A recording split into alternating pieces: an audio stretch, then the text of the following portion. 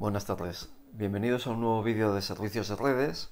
En esta ocasión vamos a continuar con el servicio de DNS.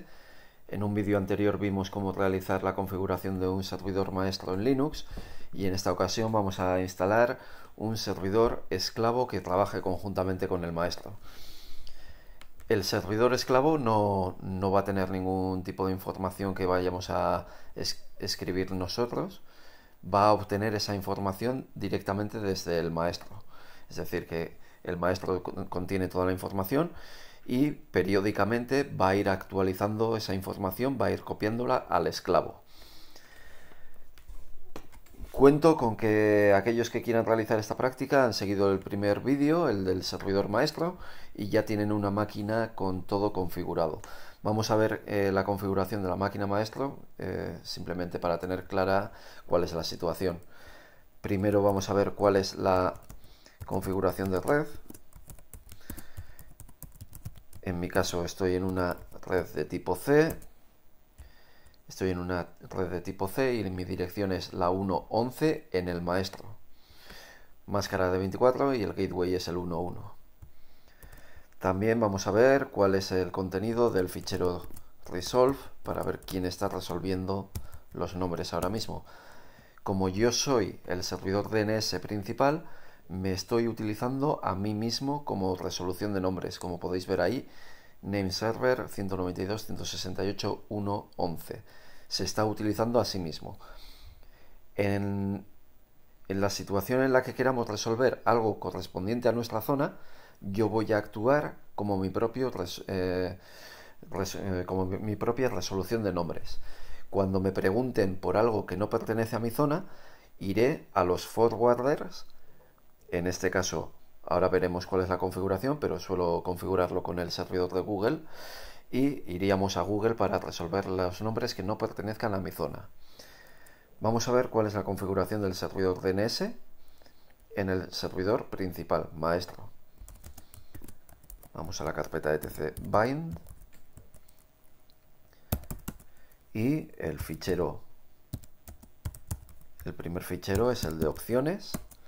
Vemos que ahí tengo configurado el servidor de Google 8888 para los forwarders. Es decir, cada vez que tenga que preguntar por algo que no pertenece a mi zona, iré a preguntar al 8888.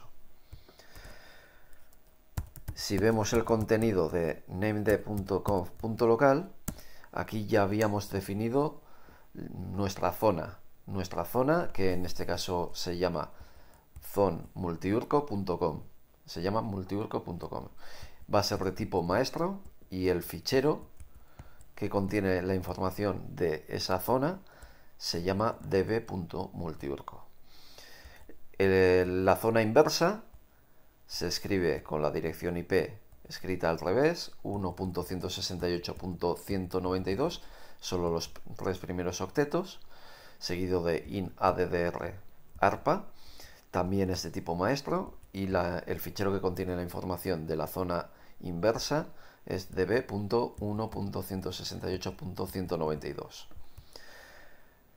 Vamos a ver cuál es el contenido de ambos ficheros. Nano db.multiurco y ahí vemos cuál es la información que contiene mi zona directa. Estamos diciendo que para mi zona el servidor de nombres va a ser la máquina server.multiurco.com. Es importante que también tengamos cuál va a ser la IP que va a servir para la resolución de nombres de la zona. Entonces tengo arroba registro de tipo A apuntando a la IP 1.11. El servidor server.multiurco.com tiene la IP 1.11, registro de tipo A. Cuento con un par de clientes, un cliente de Linux que va a tener la IP 1.2 y un cliente de Windows que va a tener la IP 1.3. Esta otra línea, server 2, pues se me ha olvidado quitarla, sinceramente, pero es porque anteriormente ya había estado haciendo esta práctica. Entonces simplemente necesito una línea nueva que vaya a apuntar a mi servidor secundario. Tendría que escribir el nombre de la máquina. Como veis a mi derecha, la máquina secundaria se llama server 2. Entonces he añadido en el principal un registro de tipo A, server2.multiurco.com, apuntando a la dirección 1.111. El servidor esclavo, el que está a la derecha, lo vamos a tener que configurar con la dirección 111. Paso al fichero inverso, ¿vale? Y como podéis ver, ahí tengo la misma situación en la que defino la zona multiurco.com. Indico que para la zona el servidor de nombres sigue siendo el servidor server.multiurco.com.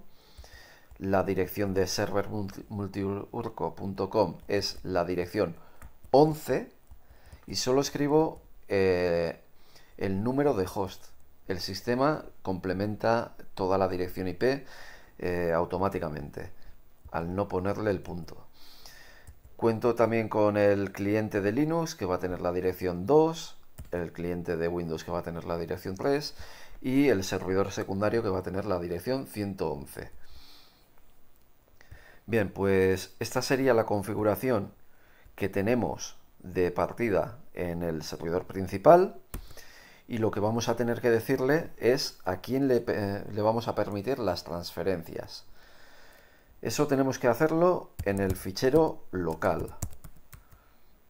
Editamos el fichero local y tenemos que indicar a qué máquina vamos a realizar transferencias de la zona maestra.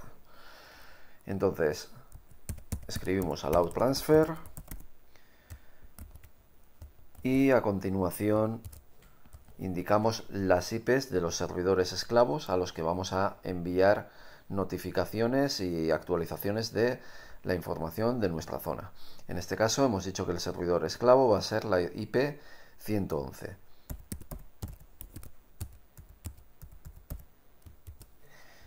Y escribimos la misma línea para la zona inversa.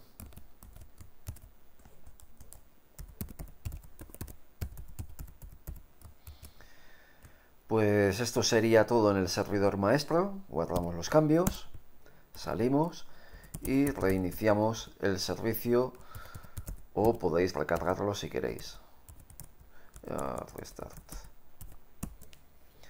Vamos a observar que todo esté bien y parece que está todo perfectamente.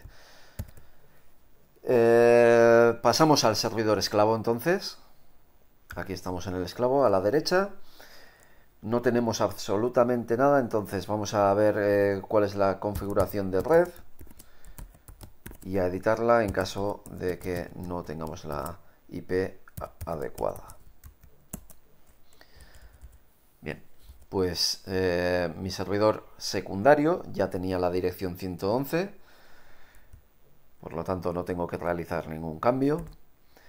Vamos a ver también el fichero de resolución de nombres.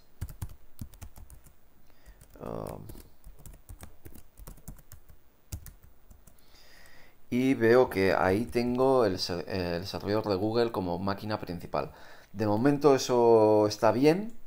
De momento eso está bien porque tengo que instalar el paquete del servidor DNS. Entonces voy a hacer un apt install bind 9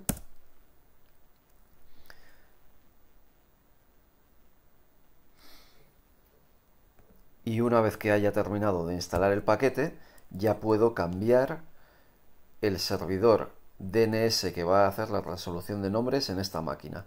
Debería ser su propia IP. Entonces vamos a editar nano etc resolve.conf.d head. Este es el fichero que tenemos que editar para hacer los cambios permanentes. Name server, y escribo la dirección IP del servidor esclavo. Es decir, que este va a actuar como si fuera su propio servidor DNS. Bien, pues pasamos ya a editar.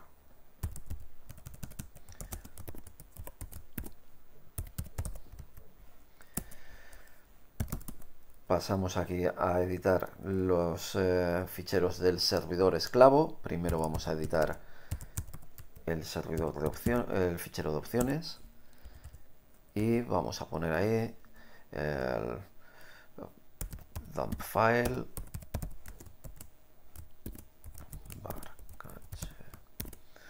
bind mydump2.db. El servidor esclavo va a actuar también como servidor caché cuando se solicite información al exterior. Entonces ponemos ahí el fichero de dump para hacer los volcados, descomentamos el apartado de forwarders y cuando nos soliciten información que no tenemos vamos a consultar a Google. Escribimos también las típicas líneas, recursión, sí, queremos realizar consultas recursivas. ¿Quién va a poder consultar nuestro servidor DNS? ¿Quién puede consultar este servidor secundario? Any, cualquiera. ¿Y quién puede consultar el contenido de la caché en este servidor secundario? Pues también any, cualquiera. Con esto ya tenemos el servidor actuando de caché y resolviendo nombres que no pertenezcan a la zona. Y ahora vamos a crear la zona local. Entonces hacemos una réplica de lo que teníamos escrito en el servidor principal. La zona se llama multiurco.com. En este caso va a actuar de esclavo y el fichero, cuando obtenga la transferencia de ficheros desde el principal, lo va a almacenar en una carpeta, y esto es importante, lo va a almacenar en la carpeta var cache bind, porque esa carpeta ya tiene permisos y pertenencia especial para que el servicio bind pueda escribir en ella. ¿Podéis hacerlo en otro lugar? Sí, pero tendréis que empezar a editar permisos y pertenencias. Entonces, vamos a dejarlo ahí. Y también tenemos que indicar quién es el servidor maestro que le va a mandar la transferencia. Entonces aquí escribimos masters y la IP de el servidor, que era el 11, IP 11.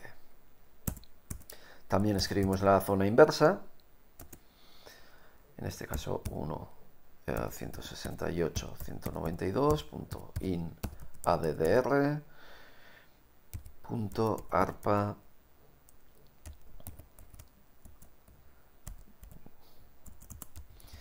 Y también indicamos que va a ser de tipo esclavo, slave, el fichero donde lo vamos a dejar, igualmente en var cache bind, y se va a llamar db.1.168.192. ¿Y quién le va a enviar esta información? Pues el maestro que tiene la IP 192.168.1.11. Bien, pues esto sería todo. Entonces vamos a iniciar el servicio.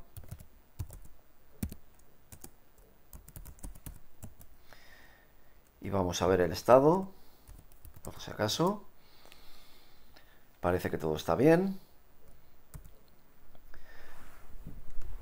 Ahora, si todo va bien, el servidor principal debería contactar con el esclavo y pasarle la información. Vamos a irnos a la carpeta var cache bind y vamos a ver si tenemos algún contenido. No veo que tengamos ahí ningún fichero db, que es donde nos tiene que generar las copias.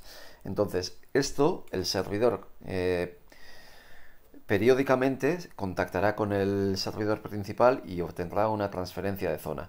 Si queréis que haga una transferencia de zona manualmente, forzar la transferencia de zona, esto se realiza mediante un comando desde la línea de terminal, y podéis hacerlo escribiendo rndc retransfer y el nombre de la zona. Vamos a darle. Algo escrito mal.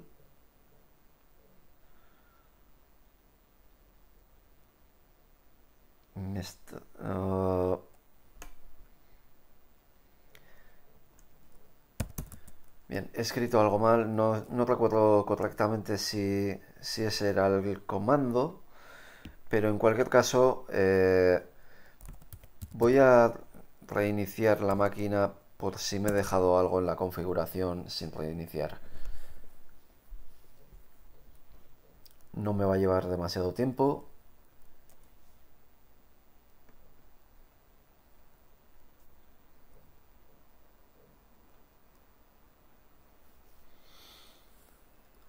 Vamos a ver.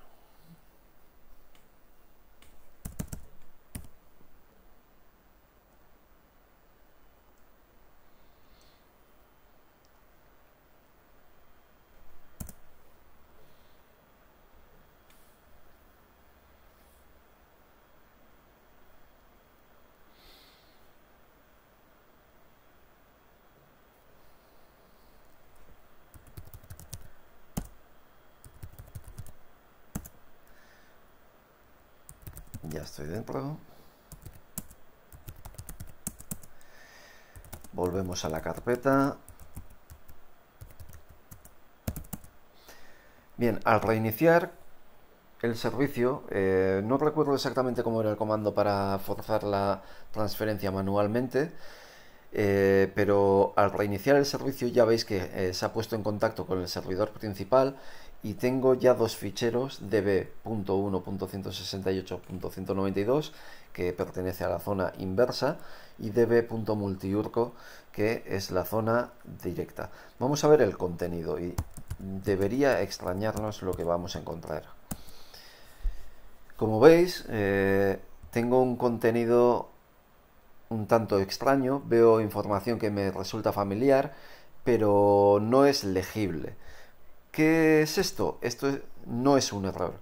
Esto significa que el fichero que nos ha enviado el máster nos lo ha enviado en formato RAW.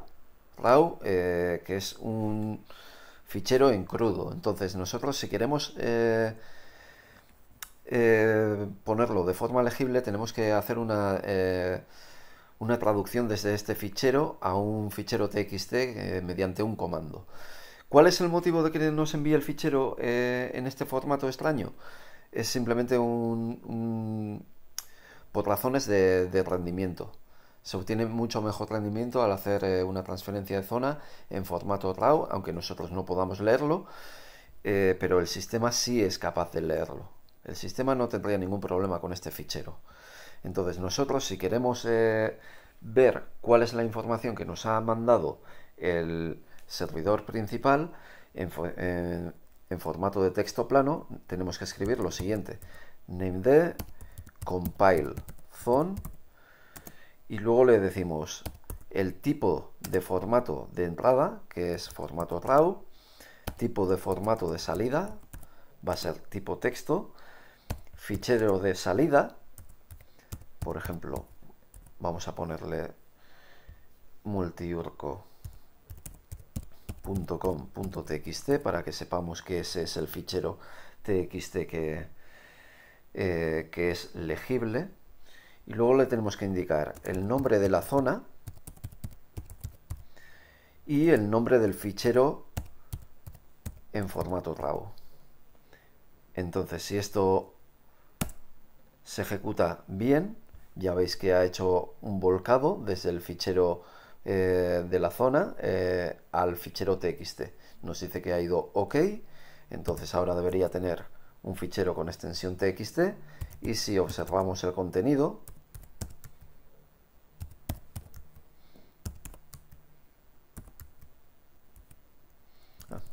con TXT, eso es. Ahí ya tenemos toda la información que nos ha pasado el servidor principal en un formato legible, en texto plano. Lo mismo podríamos hacerlo para la zona inversa y veríamos pues los ficheros PTR con sus IPs y la traducción a nombres. Una vez hecho esto, ya cualquier cliente en nuestra compañía, en nuestro instituto, en nuestra empresa, podría hacer uso tanto del servidor principal como del secundario indistintamente. Es interesante tener siempre más de un servidor DNS porque es un servicio crítico, y en caso de que nos falle uno de los servidores, podamos siempre hacer uso del secundario. Pues nada más, esto ha sido un ejemplo rápido de cómo configurar un servidor esclavo en Linux, un servidor esclavo DNS en Linux. Espero que os sea de ayuda y os haya resultado interesante. Y nada más, nos vemos en futuros vídeos. Muchas gracias por vuestra atención.